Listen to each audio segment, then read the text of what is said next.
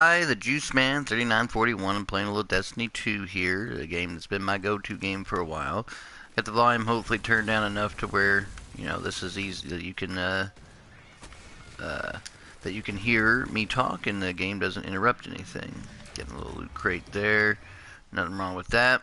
Um, this is episode 57 entitled Lootbox Debacle. This has been going on now since I've been playing the Star Wars Battlefront 2 beta, and I'm not going to really expressly talk about the game a little bit, but I am going to talk about some things that are going on in it, and it's kind of like important for everybody to understand that this whole loot box thing has gotten way the fuck out of hand. It's getting to the point where it's just it's just not conducive to healthy gaming industry and everything else that goes on. It's just getting to the point where after playing the beta and watching Angry Joe speak about the beta, and he made some really valid points about the whole loot system, the grind, and all that stuff that goes on. And and it's just one of those things where it's just getting old, where you have, here we go with this whole idea of the loot box systems, and this is how your entire progression is set up in the game. And it's a shame to me because I just feel like that, these daggone loot boxes show up, and now we have these issues where you have to get crafting uh, parts, which you can only get out of loot boxes. You may not even get them when you open loot boxes or earn loot boxes, and you can spend money, of course, on loot boxes and get them.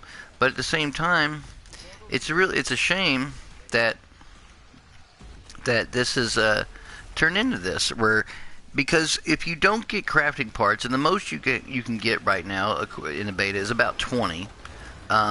And if you get a new gun, for example, a new gun in that game costs 600 crafting parts. It's ridiculous, that it costs that much, but it does. And in my opinion, that's just there's no way to. You're gonna have to play so many games in a row in order just to be able to unlock a weapon.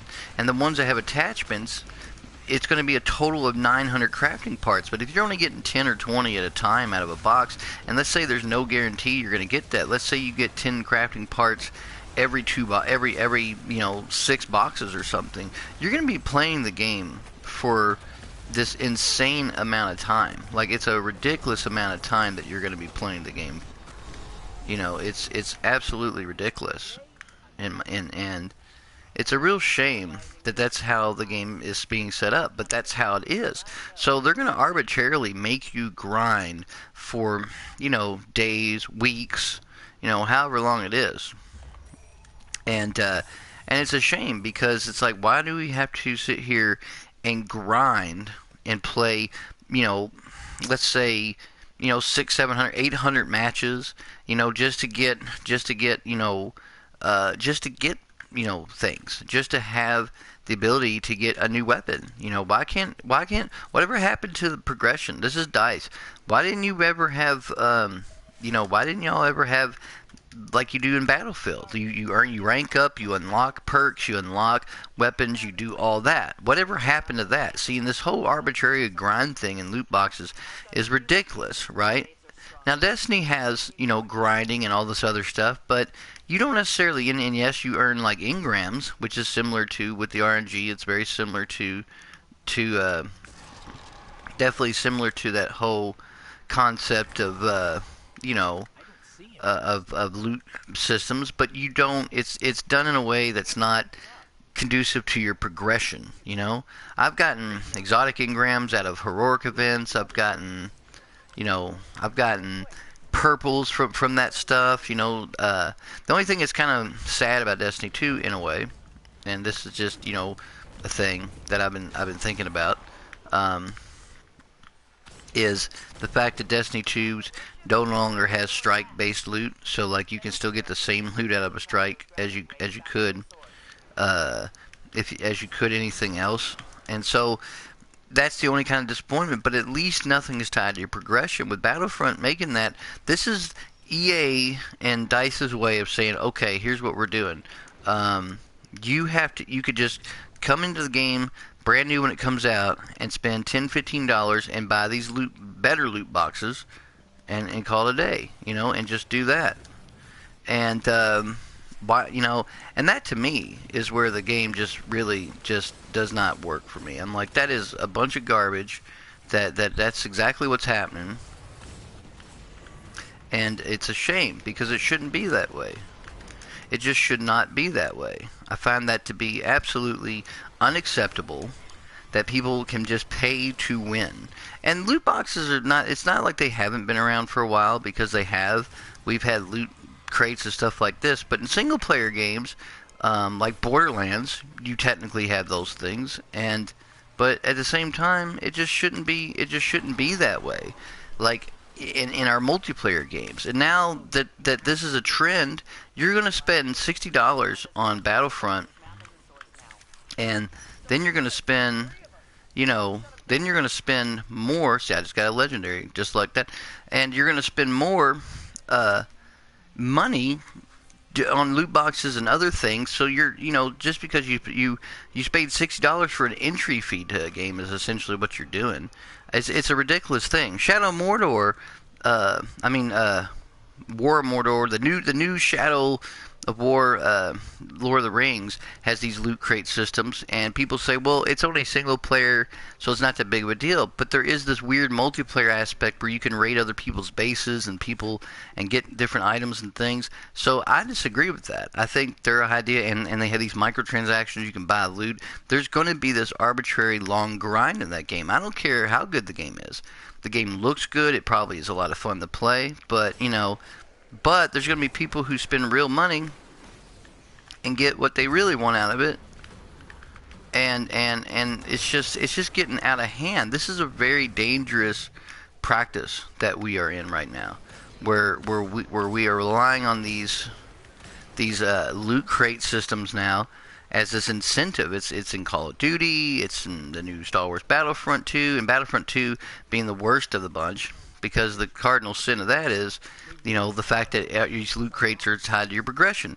When you rank up in the game, you may not, you earn things, but it's not the same thing. It's not the same thing as ranking up and unlocking stuff right away. So, like, this is a dangerous trend that we are in when it comes to gaming. We have got to almost stop this trend, because it's just going to become a point where, okay, so I might rank up 2 to 3 times, but if I don't get anything worth a damn out of the RNG loot system, the ranking up stuff, then what good is it going to do me to play all those matches and being ranked up? It means nothing. It's not like, in Battlefield, at least, and again, this kills me, because DICE has this successful formula with Battlefield where you actually rank up and you unlock new weapons and abilities and all that stuff.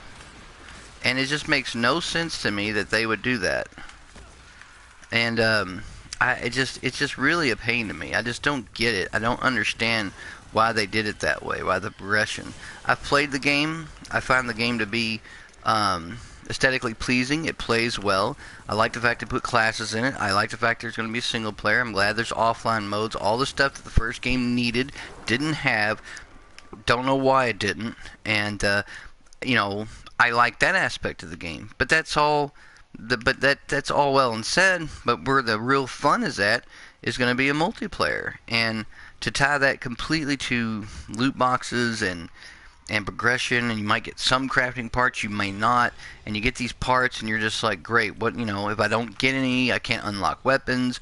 I got to keep playing match after match to get loot boxes. Hopefully, I can progress. Get these star cards. It's ridiculous. It's dangerous. They should not. Companies need to be put in check with this stuff. This is going to happen in all of our games. Overwatch has the situation, but when you get up to max rank or whatever it is, it becomes harder and harder to it takes longer and longer to rank up. And then when you do rank up, you might get certain, and I know all the stuff's cosmetic. It doesn't mean that you're any better, but it's still that same situation. It's that whole idea, spend money if you don't want to have to spend hours and 20 matches later, 30 matches later to rank up. Another thing that's bad about Star Wars Battlefront 2's multiplayer is the credit system, which you can use in-game currency to buy loot boxes, very similar to how Injustice 2 does it, except Injustice 2 is very balanced. It's funny to me because, this in-game currency, but even if you do really well, let's say a person on your team gets 40 kills, and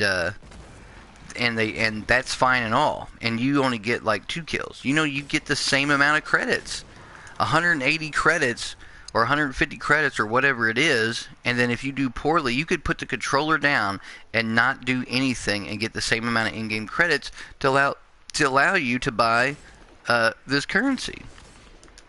It's ridiculous, in my opinion. So it's like, why would they do that? Why would they that it just kind of mutes your progression out. And I think that's sad because it shouldn't be that way.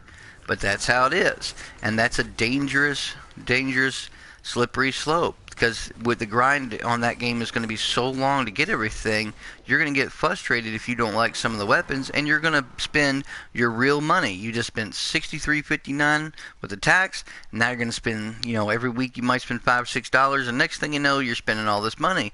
And it's just ridiculous, people. The whole loot box system is kind of a form of gambling in a way, and it's starting to permeate into all of our games.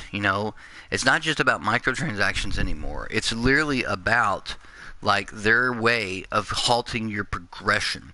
Destiny does have kind of a crazy grind, but it doesn't halt your progression. It's their loot systems and their things you earn and the chests you open are not in any way, shape, or form tied in any way, shape, or form to your progression in the game. It's not. I have gotten many exotic engrams out of heroic events. I have literally gotten legendaries, like you saw earlier. Shoot a guy, pop them in the head. He was an elite. He dropped a legendary. It's at least they do that. And even though there is the Eververse, but you get a lot of bright dust anyway. Even though, yes, you can buy like engrams and stuff, but one of the things I didn't like about Destiny 2 was one of your milestones was actually use your real money to buy a bright engram, and you earn bright engrams every time you level up past 20. You'll get the little meter at the bottom. And then in Shadow of Mordor, this War of Mordor, whatever, it's the same situation. Your character, you will have to play this game and grind it and grind it and grind it. And they know this. And they also know that down the road, let's say next month, next game's coming out that I really want. They know, this person might play this for a month. We got to get them hooked. We got to make this grind so long, we're going to make them spend their money because they're going to buy this next game and stop playing ours for a little while. They might go back to it. I've been bouncing back and forth between Agents of Mayhem and Destiny 2. But I have a lot of other games I can play. Coming up on the 17th, we have this really great game coming out by Piranha Bytes. It looks great, called Elix. And, it's just this whole idea that is getting old. Borderlands had their loot chest, but that was random generated loot, not an RNG system. There are differences, and I've talked about this before, between a random number generator and actual random loot. Diablo's random loot. It randomizes every time you open a chest. Same thing with Borderlands. It's just to have this stuff permitting our single-player games where you feel like you got to buy these loot crates, the stuff with Star Wars Battlefront 2, oh my god, I cannot believe that they tied your progression into this system. And the grind, because you're only going to earn 10 or 20 crafting, and if a gun costs 600, let's say it's 10, and let's say for the chance, every time you make a match you get one, you earn a loot crate. Let's just throw that out there. So let's say you play a match and you get 10 crafting and you earn 10 loot boxes, that's 100 crafting parts, right? But that's 10 matches, right? Just on the luck that when you open that loot box, you'll get 10 crafting parts, which you may not. But let's say you did.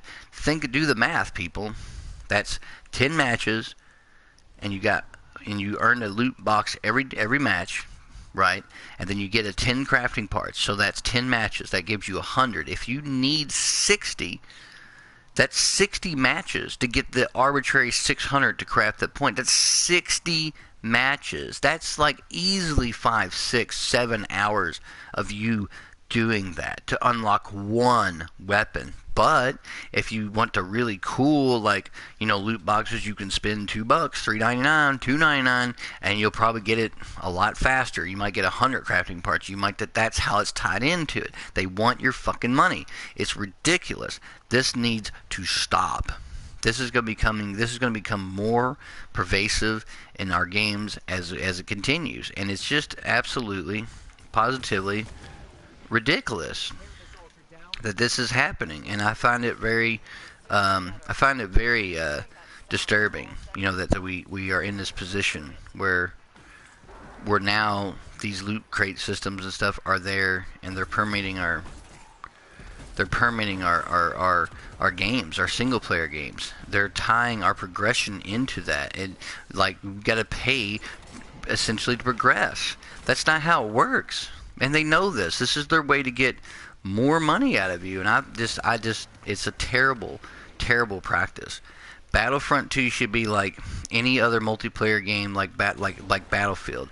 You rank up, you unlock weapons and perks, and you unlock things that way. That's how it should be. It shouldn't be these loot boxes, because that's the whole point. It's like B. Dobbins said, you open up a loot crate and it feels really cool and awesome because you've opened one up, and it's almost like getting a gift, and that's the excitement of it. But that's ridiculous. It's just ridiculous, in my opinion, and I just wish that it would go away. It needs to go away, and it's just this is not good for us gamers. I'm telling you, listen to the Juice Man. A lot of people's been talking about this. Jim Sterling's been talking about it. Angry Joe's been talking about it. We are in a position now where these publishers, these gaming publishers, and it's not necessarily the developer, but the publisher is causing this, is doing this. This is getting out of hand, and we have got to stop. We've got to stop this from happening. I'm not saying boycott a game. I'm not saying that, because Star Wars Battlefront I'm still interested in buying, but I'm only interested in buying because the single player campaign looks really cool. The arcade modes where you can play offline and play with bots, that's what I want to do. That's the fun. That's what I'm. The original Star Wars Battlefront 2 is still one of the best games of 2 generations ago, and it's an amazing game to this day. If you have original Xbox, you can still play it. PS2, you can still play it.